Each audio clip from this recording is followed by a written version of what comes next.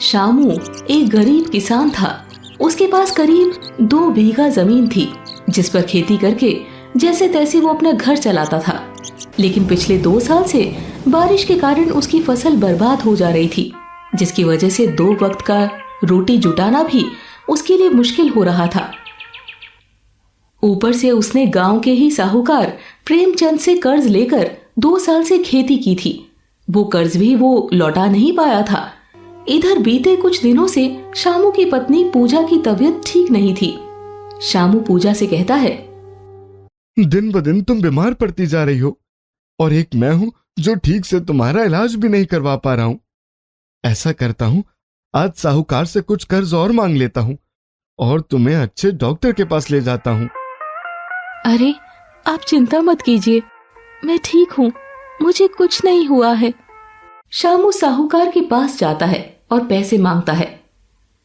सेठ जी, मेरी बीवी कई दिनों से बीमार है, कृपया करके मुझे कुछ पैसे दे दीजिए। पैसे के लिए बीवी के बीमार होने का बहाना बना रहा है? पिछले 2 सालों से तुमने जो खेती करने के लिए कर्ज लिया था वो तुमने मुझे आज तक वापस नहीं किया और चले हैं फिर से पैसा मांगने। पहले मेरा पुराना हिसाब चुकता करो, उसके बाद ही मेरे सामने हाथ फैलाना। चले जाओ यहाँ से। सेठ जी, मैं आपके सारे पैसे लौटा दूंगा। अगर इस बार खेती अच्छी हुई तो मैं आपके सारे पैसे दे दूंगा। हाँ तो पहले वो पैसे लेकर आओ, उसके बाद ही मेरे सामने आने की हिम्मत करना। शामू खाली हाथ वापस घर लौट आता है। क्या हुआ, पैसे नहीं दिए ना साहूकार ने? मुझे पता था आपको उनके पास जाना ही नहीं चाहिए था। क्या आप भूल गए पिछली बार पैसों के लिए उन्होंने आपको कितना मारा था? हाँ पूजा, भगवान ने हमें गरीब क्यों बनाया? इससे तो अच्छा हमें जन्म ही नहीं देते। ऐसी जिंदगी का क्या फायदा? ऐसे नहीं बोलते, सब अच्छा हो जाएगा। आप जाके हाथ पैर धो लीजिए, मैं बच्चों को खाना देकर आती हूँ। पूजा बच्चों के लिए खाना लेने जाती है तो देखती है कल की 2 ही रोटी बची हुई है। दोनों बच्चों को नमक के साथ एक एक रोटी दे देती है और खुद बाहर से पानी लेने चली जाती है। दोनों बच्चे खाने के लिए बैठते हैं कि तभी एक कुत्ता वहां आ जाता है और राधा की रोटी लेकर भाग जाता है। तो राधा रोने लग जाती है। माँ, माँ। क्या हुआ राधा, तुम रो क्यों रही हो? वो कुत्ता मेरी रोटी लेकर भाग गया। अच्छा, कोई बात नहीं बेटा, उसे भी भूख लगी होगी। ऐसा करो राहुल, तुम अपने में से आधी रोटी राधा को दे दो। कल मैं तुम दोनों को 2-2 रोटियां दूंगी। आप रोज यही बोलती हो माँ, लेकिन देती कभी नहीं हो। राहुल राधा को अपनी रोटी में से आधी रोटी तोड़कर दे देता है। ये सब देखकर पूजा की आंखें भर आई थी, लेकिन वो कर भी क्या सकती थी। एक थाल में आधी रोटी और 1 गिलास पानी लेकर शामू को देने आती है। सच में भगवान हम गरीबों की ही परीक्षा लेता है। क्या हुआ, अब तुम ऐसा क्यों बोल रही हो? कुछ नहीं, ये आधी रोटी बची है, खा लीजिए और ये नमक पानी पी लीजिए। कल सुबह कुछ ताजी ताजी बना दूंगी। मैं अकेले ही खा लूं? इसमें से आधी तुम भी खा लो। कई दिनों से ऐसे ही कट रहा है। इस बार ना जाने हमारी फसल कैसी होगी, न जाने भगवान भोलेनाथ की कृपा हमारे ऊपर कब होगी। मैं तो दिन रात उन्हीं को याद करता रहता हूँ, फिर भी उन्हें मुझ पर तरस नहीं आता। शामू की बात सुनकर पूजा ने कहा, आप चिंता मत कीजिए, वो जरूर हमारे लिए कुछ ना कुछ अच्छा करेंगे।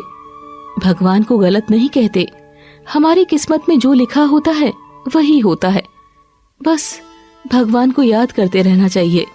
भोलेनाथ तो बहुत दयालु है, वो हम पर अपनी कृपा जरूर करेंगे। रात को जब सभी सो जाते हैं तभी बाहर तेज आंधी तूफान आ जाती है और जोरों की बारिश भी होने लग जाती है। तूफान और बारिश की आवाज से शामू उठ जाता है। शामू पूजा के पास जाकर कहता है, पूजा उठो पूजा। क्या हुआ, इतनी रात को क्यों उठा रहे हो? बाहर तेज बारिश हो रही है और आंधी भी चल रही है। चलो हम सब किसी पेड़ के नीचे जाकर बैठ जाते हैं, क्योंकि इस तेज आंधी की वजह से हमारा घर कभी भी टूटकर गिर सकता है। आप ठीक कह रहे हैं जी, मैं बच्चों को उठाती हूँ। वो सभी एक कंबल ओढ़कर घर के सामने ही एक पेड़ के नीचे बैठ जाते हैं। माता पार्वती भगवान शिव से कहती हैं, प्रभु, अब मुझसे इनका दुख देखा नहीं जाता। आखिर कब तक इनकी जिंदगी ऐसे ही चलेगी? आप कुछ करते क्यों नहीं प्रभु? वो तो दिन रात आपका ही नाम लेते रहते हैं। देवी, शामू पिछले जन्म में एक शिकारी था। इसने बहुत से बेगुनाह जानवरों और पक्षियों को मारा था, जिसका फल उसे इस जन्म में भोगना पड़ रहा है। लेकिन अपनी जिंदगी के आखिरी दिनों में इसने मेरे मंदिर के सामने दिन भर भूखा प्यासा रहकर अपने प्राण त्याग दिए थे। इसलिए उस पुण्य का फल भी अब इसे जल्द ही प्राप्त होगा। आप समझ लीजिए कि अब इसके दुख के दिन दूर होने वाले हैं। माता पार्वती मुस्कुराने लगती है। इधर शामू अपने परिवार के साथ अपने घर को देख रहा होता है कि तभी उसका घर टूटकर गिर जाता है। हे भगवान, अब तो हमारे पास घर भी नहीं और ना ही उसे ठीक कराने के लिए पैसे हैं। हम तो पूरी तरह से बेसहारा हो गए। आप चिंता मत कीजिए। चिंता कैसे ना करें? इस बारिश को देखने से लगता है कि जल्दी रुकने वाली नहीं है। पिछले साल की तरह इस साल भी हमारी फसल बर्बाद हो जाएगी। मैं तो कहती हूँ हम लोग शहर चलते हैं, वहीं जाकर कुछ मजदूरी कर लेंगे। यहाँ तो हम कुछ नहीं कर सकते। तुम ठीक कहती हो, हम लोग शहर ही चलते हैं। शामू अपने पूरे परिवार के साथ शहर की तरफ चल देता है। वो सब पैदल ही शहर की ओर चल देते हैं। बारिश है कि कम होने का नाम ही नहीं ले रही थी। सभी भीगते हुए चले जा रहे थे। कहीं घना पेड़ भी नहीं था कि वो लोग अपने आप को भीगने से बचा पाते। सभी ठंड से कांप रहे थे। एक जगह सड़क किनारे पूजा बेहोश होकर गिर गई। पूजा, पूजा क्या हुआ तुम्हें? हे भगवान, अब मैं क्या करूं? शामू रोने लग जाता है कि तभी एक गाड़ी आकर उसके पास रुकती है। उस गाड़ी में बैठा इंसान एक डॉक्टर था। अरे, तुम लोगों का दिमाग खराब हो गया क्या? इस तरह से बारिश में भीग रहे हो? डॉक्टर साहब, देखिए ना, मेरी बीवी को क्या हो गया है। ये बेहोश हो गई है। डॉक्टर को उन सब पर दया आ गई। उसने सभी को अपनी गाड़ी में बिठाया और अपने अस्पताल लेकर आ गया। पूजा का इलाज शुरू किया। दूसरे दिन सुबह जब पूजा को होश आया तो वो अस्पताल में झाड़ू लगाने लग गई। तभी वो डॉक्टर भी वहां आ जाता है। अरे, आप ये क्या कर रही हैं? डॉक्टर साहब, हमारे पास पैसे नहीं हैं कि इलाज के पैसे हम आपको दे सकें। अस्पताल का काम करके हम उसकी भरपाई करना चाहते हैं। अरे नहीं, इसकी जरूरत नहीं है। आपको आराम की जरूरत है। आप जाकर आराम करिए। तभी शामू भी वहां आ जाता है। वो डॉक्टर से बात कर ही रहा होता है कि तभी एक नर्स डॉक्टर के पास आकर कहती है, सर, वो प्रेमचंद जी की तबीयत ज्यादा खराब हो रही है। प्रेमचंद? कौन है ये प्रेमचंद? पास के ही गांव के साहूकार हैं। पिछले 2 दिनों से यहाँ पर एडमिट हैं। उनकी हालत दिन ब दिन खराब होती जा रही है। अरे, उन्हें तो मैं अच्छे से जानता हूं। उनका मुझ पर बहुत एहसान है। उनके घर में और कौन है? कोई नहीं है सर। अपने बड़े से बंगले में वो अकेले ही रहते हैं। क्या हुआ उन्हें सर? 2 दिन पहले उनका एक्सीडेंट हो गया था। सर में ज्यादा चोट लगने की वजह से उनका बहुत सारा खून बह गया है। उन्हें खून की बहुत आवश्यकता है, नहीं तो उनकी कभी भी जान जा सकती है। सर, मेरी और मेरी बीवी का सारा खून ले लीजिए, लेकिन उन्हें बचा लीजिए सर। डॉक्टर जब शामू के खून की जांच करते हैं तो उसका खून सेठ के खून से मैच हो जाता है। डॉक्टर शामू का खून सेठ को चढ़ा देते हैं, जिससे उनकी हालत में सुधार होने लग जाती है। शामू खुद कई दिनों से खाया पिया नहीं था। डॉक्टर उसके खाने की व्यवस्था भी करवा देते हैं।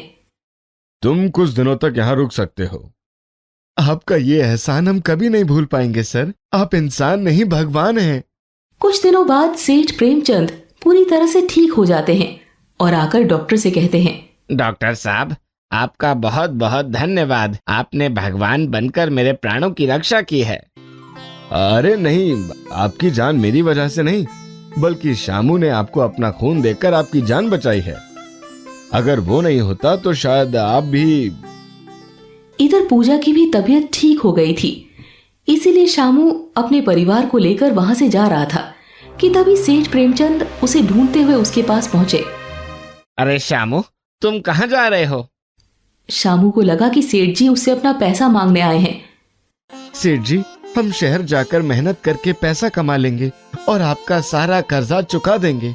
इस बारिश ने हमारा सब कुछ तबाह कर दिया है, हमें माफ कर दीजिए सेठ जी। नहीं श्यामू, एहसान तो अब तुम्हारा मुझ पर हो गया है। कर्जदार तुम नहीं, मैं तुम्हारा हो गया हूं, और ये कर्ज मैं अपनी पूरी जिंदगी नहीं उतार पाऊंगा। अब तुम सबको शहर जाने की कोई जरूरत नहीं है। अब तुम सब मेरे साथ मेरे घर में ही रहना। अब मेरी उम्र भी हो चली है, बीमार रहता हूं, मैं भला क्या कर पाऊंगा। ये सारा धन दौलत सब यहीं रखा रह जाएगा। अब मेरी समझ में आ गया है, चलो तुम सब मेरे घर, कहीं और जाने की जरूरत नहीं है, चलो अब मेरे घर चलो। शामू अपनी पत्नी और बच्चों के साथ सेठ जी की हवेली में आ जाता है। घर में आकर बच्चे बहुत खुश थे। माँ, अब हम लोग बारिश में नहीं भीगेंगे ना? नहीं बच्चे, आज से किसी को परेशान होने की जरूरत नहीं है। आज से मैं सभी लगान माफ करता हूँ। भगवान शिव कहते हैं, अब तो आप खुश हैं ना देवी? मेरे भक्त को अब कोई तकलीफ नहीं होगी, उसके दुख के दिन दूर हो गए हैं। आपकी लीला महान है प्रभु। अब शामू और उसका परिवार सेठ जी की हवेली में ही खुशी खुशी रहने लगे और शामू सेठ जी का सारा काम संभालने लगा। दोस्तों, आपको ये कहानी कैसी लगी? कमेंट करके जरूर बताएं। ऐसी और कहानी सुनने के लिए इसे लाइक और शेयर जरूर करें। धन्यवाद।